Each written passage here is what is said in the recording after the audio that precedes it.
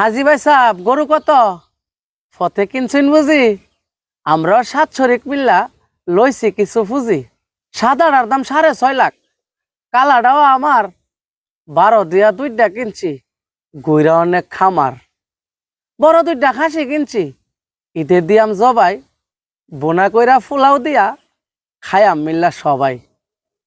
হাজি সাহেবের কপাল বালা, ফুলা চারি করে, মাসের শেষে মেলা টেহা লইয়া এ গড়ে।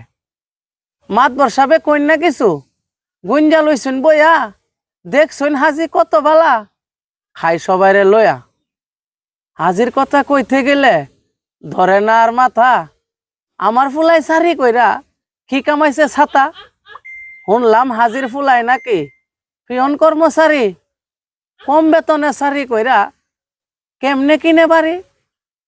ঈদে কিনে দামি গরু, বড় বড় খাসি, শুনছি ফুতের বউয়ের সেবায় রাখছে কয়েক দাসী।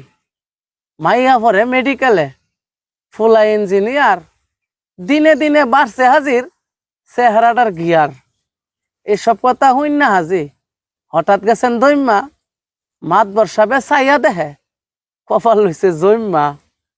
হালাল টেহাই পশু কিনলে টানা তাহে চিনা, হোক না তাহা ছোটো মোটো অল্প দামে কিনা।